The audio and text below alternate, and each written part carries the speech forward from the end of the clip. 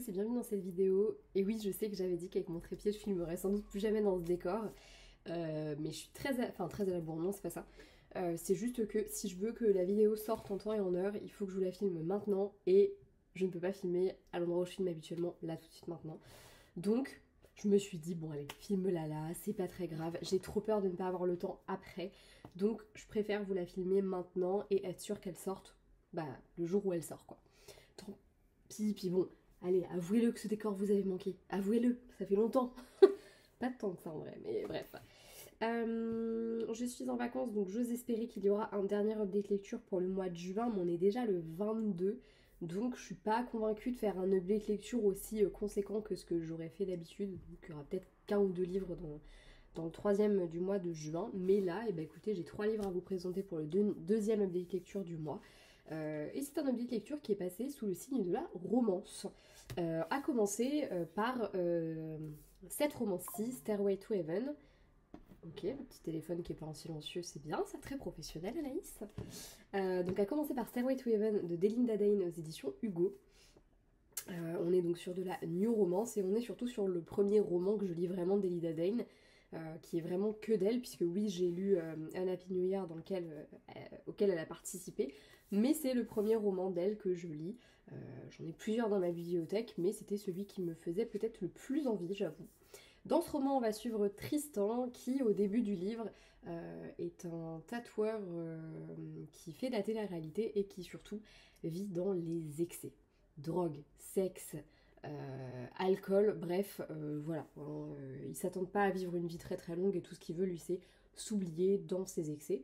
Seulement sa vie va changer du tout au tout quand il va découvrir sur le pas de sa porte un couffin avec un bébé dedans, sa fille, Briar Rose. Quelques années vont passer et on va découvrir un Tristan qui est devenu un vrai papa, quoi, un papa poule même, j'ai envie de dire. Il a profité de la venue de sa fille pour complètement se sevrer de tous ses excès et aujourd'hui il ne vit vraiment que pour elle. Il a un salon de tatouage qu'il a pu acheter grâce à l'argent de la télé-réalité. Et on le trouve à un moment où il est en train de chercher une nouvelle nounou pour s'occuper de sa fille. Et c'est comme ça que Evan va rentrer dans leur vie à tous les deux. Evan, c'est une jeune femme qui cherche du travail.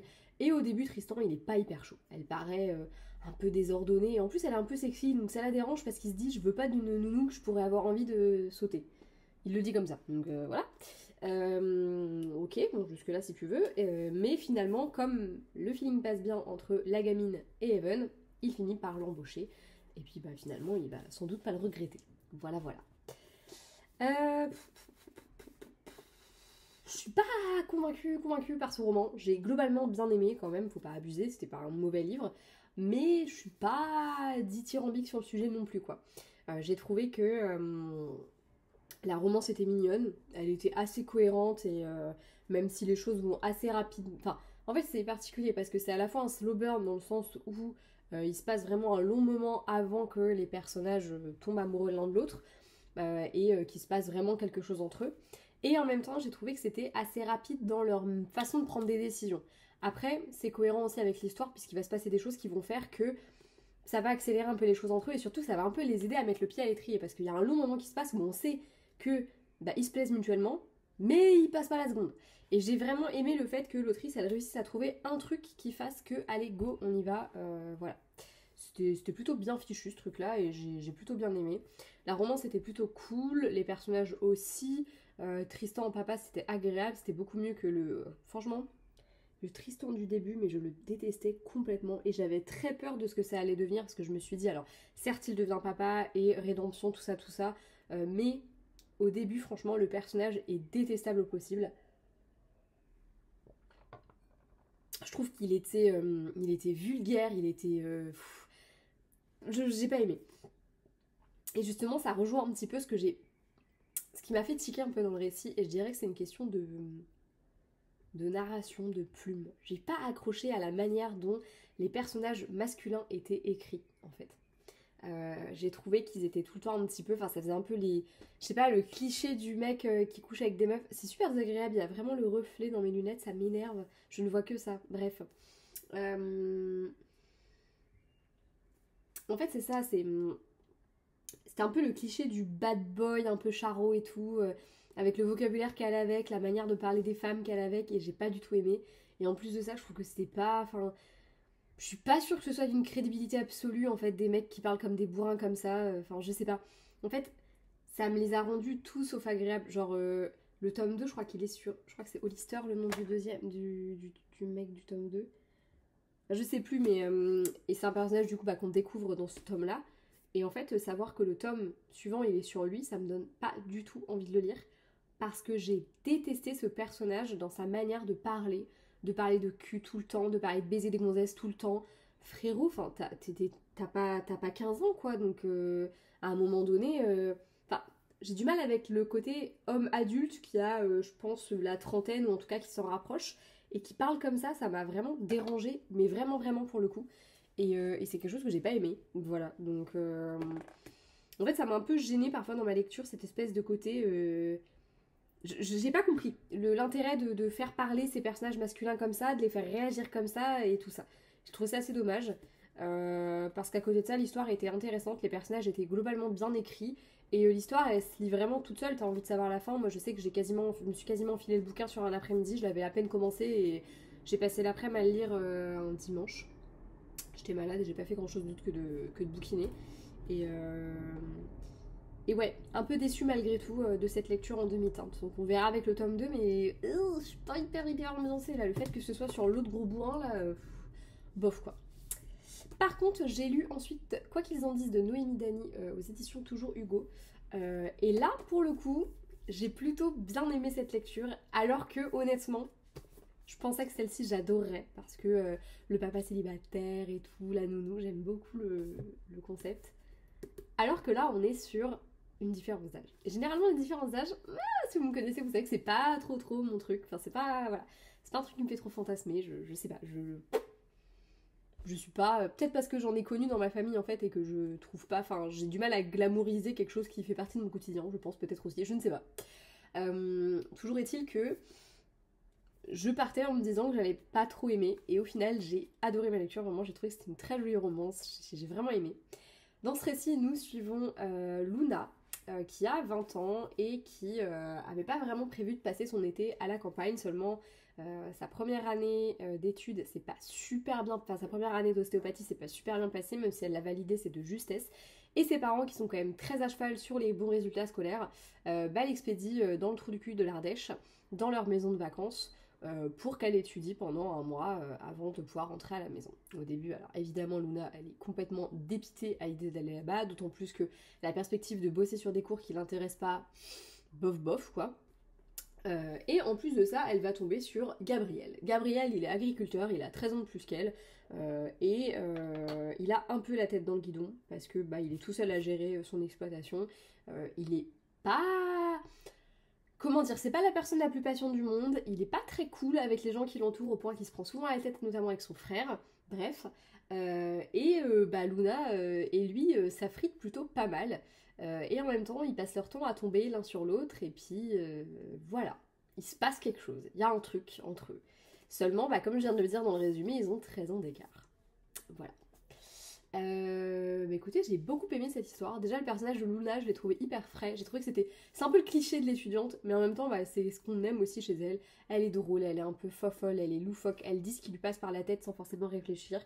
Et en même temps, elle est vraiment bloquée dans cette espèce de côté famille, tout le monde réussit dans ma famille, il faut que je réussisse aussi, tout le monde fait des études de médecine, donc il faudrait que moi aussi je sois médecin, mais ça m'intéresse pas, et j'ose pas le dire à mes parents, et voilà, espèce de cercle vicieux comme ça. J'ai trouvé que c'était hyper intéressant. Et Gabriel de son côté c'est pareil, la thématique de l'agriculture c'est quelque chose que je connais très peu, et surtout en romance c'est quelque chose qu'on voit très peu mais on en a tous entendu parler. Voilà, que ce soit malheureusement souvent dans des circonstances assez dramatiques, mais voilà, c'est assez intense comme milieu et j'ai vraiment apprécié de découvrir le personnage de Gabriel, cette façon qu'il a de s'immerger dans le travail en permanence, d'essayer de faire au mieux. Et en fait, on va se rendre compte qu'ils ont un peu les mêmes problématiques avec Luna, cette volonté de ne pas décevoir leurs parents. Et je l'ai trouvé hyper touchant, ces deux personnages, parce que j'ai trouvé qu'ils étaient... en fait, ils sont tellement différents et en même temps tellement complémentaires, et ils ont quand même des similitudes qui sont pas comme ça visibles de prime abord. Accessoirement, Gabriel, il est très seul. Depuis qu'il s'est séparé de son ex-femme, il est vraiment très seul. Il voit sa fille, mais pas autant qu'il le voudrait, parce qu'il n'a pas le temps, il a personne pour l'aider. Enfin, voilà, c'est des personnages que j'ai trouvé hyper touchants.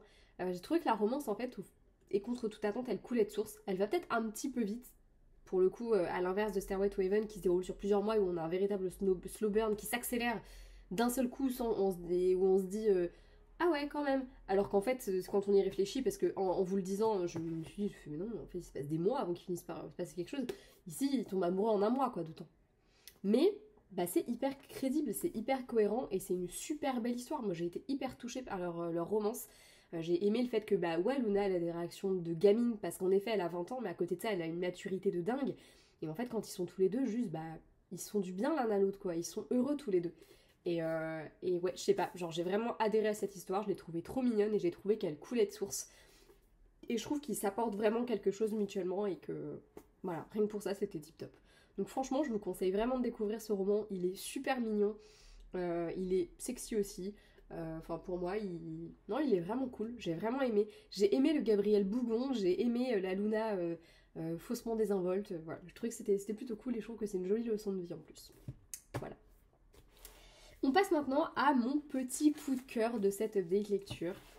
Je peux pas prétendre que je sois vraiment étonnée d'avoir eu un coup de cœur, puisque j'ai lu Les Vrais Amours de Taylor Jenkins Reid aux éditions de Charleston. Je ne vous présente plus l'autrice que j'aime particulièrement, puisque bah, tous les romans d'elle que j'ai lus ont été un coup de cœur. Voilà. Quand j'ai appris que celui-ci sortait, j'étais trop contente, et évidemment, c'était une évidence que je comptais le lire. Et j'ai pas été déçue du voyage du tout, au contraire même. Parce que j'ai pris un plaisir dingue à découvrir cette histoire. Ça m'a fait bizarre au début parce que avec Taylor Jenkins Reid, jusque-là, j'ai toujours eu l'habitude de lire quelque chose avec du côté du showbiz. On va avoir dans Les Sirènes de Malibu, on va suivre justement une famille qui... le père était Mick Riva, chanteur, etc. dans les années 60-70 et on va suivre ses enfants qui sont également aujourd'hui très connus. Evelyn Hugo, c'est une actrice. Daisy Jones and the Six, c'est un groupe. Donc on a vraiment toujours un petit peu cet aspect showbiz. Et là, pas du tout. Là, on est vraiment chez monsieur et madame tout le monde. Dans ce roman, on va suivre Emma. Emma qui est mariée, elle vit sa best life avec son amoureux. Ils sont tout le temps par monts et par vaux à voyager partout. Enfin bref, c'est la grande vie. Enfin, c'est la grande vie. En tout cas, c'est la vie qu'ils ont toujours voulu mener. Mais un jour, un accident d'hélicoptère va avoir lieu et Jesse va disparaître. Il va être déclaré mort. Et pour Emma, c'est la dégringolade. Elle va remonter petit à petit la pente et elle va rencontrer Sam. Enfin Sam, re-rencontrer plutôt Sam. Qui est un ami d'enfance. Ils ont, enfin d'adolescence même plutôt, ils ont été très amis pendant leur adolescence, etc. Et ils vont se rapprocher et ils vont commencer à sortir ensemble jusqu'à même se fiancer. Ils sont tout juste fiancés quand Emma va recevoir un appel qui va remettre en question absolument toute sa vie, puisque Jesse n'est pas mort. Voilà, il vient d'être retrouvé, il a passé les 3 dernières années sur un rocher isolé en pleine mer, bref, la joie.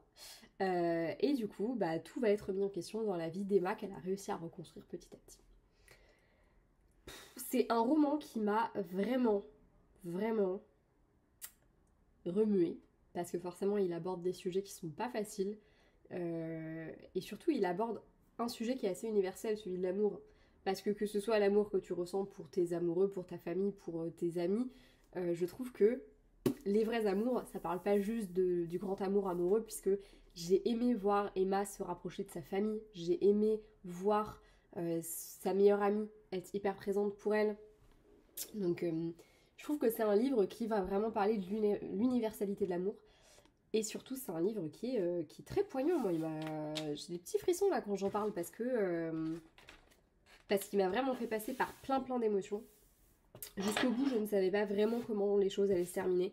Un peu comme Emma en fait. Jusqu'au moment où ça lui apparaît en pleine gueule ce qu'elle doit faire et la décision qu'elle doit prendre, tu te sens paumée entre ces deux mecs où tu te dis, elle est mariée avec lui, mais elle est fiancée avec lui. Elle était avec lui s'il n'y avait pas eu ce truc là, elle serait toujours avec lui, mais en même temps il y a lui qui lui fait beaucoup de bien, enfin voilà, Il y a la Emma qu'elle était, il y a celle qu'elle est aujourd'hui. Et j'ai trouvé que c'était une très belle interrogation de la manière dont les gens changent, évoluent, et dont les relations changent et évoluent aussi. J'ai vraiment, vraiment, vraiment aimé ce roman. Il est très bien écrit comme d'habitude. J'ai aimé aussi le fait qu'il soit découpé en plusieurs parties. On a un espèce de chapitre un peu introductif. Et puis on a une première partie où on va découvrir la Emma adolescente au moment où elle va rencontrer Jessie et Sam d'ailleurs aussi, puisqu'ils étaient tous dans la même ville à la base. Après on va du coup avoir son histoire avec Jessie, la disparition de Jessie, toute la partie après en mode le deuil. Elle retrouve Sam, elle se met avec Sam, et là, bam, dégringolade, tac, il est de retour. Et après, voilà, ce moment un peu entre deux, on a vraiment l'avant, l'après, et puis le maintenant, quoi. Et c'est très fort, la construction est aussi très particulière et permet vraiment de créer ce récit et d'en faire quelque chose d'aussi profond. Non, franchement, il est magistral, je veux pas trop en dire, mais il est vraiment, vraiment très très bien. C'est fou parce que tous ces romans, j'ai l'impression de ressortir en me disant ok, c'est mon préf, et en même temps, je réfléchis aux autres et je me dis bah non, en fait, celui-là il était génial aussi, et lui aussi. Donc j'ai l'impression qu'ils sont tous un peu la même. Je vous conseillerais jamais assez de lire Taylor Jenkins Reid. J'adore sa plume, je trouve qu'elle a une plume qui est hyper visuelle. Je visualise tellement ce qu'elle nous donne à voir, et j'ai été très contente de la découvrir dans autre chose que ce qu'elle nous a habitués à faire avant. Voilà. Donc lisez Les Vrais Amours, c'était une tuerie et c'est un petit coup de cœur. C'est un coup de cœur tout court d'ailleurs, hein. Il ira lui dans mes coups de cœur de l'année. Voilà, un mois de juin qui s'annonce très très bien et très compliqué d'ailleurs pour déterminer une lecture favorite du mois.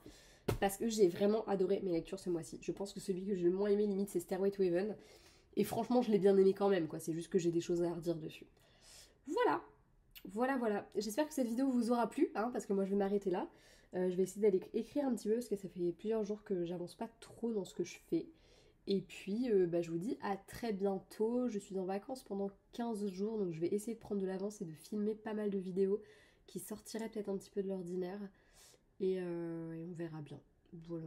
Je vous fais de gros bisous et je vous dis à bientôt dans une prochaine vidéo. Ciao!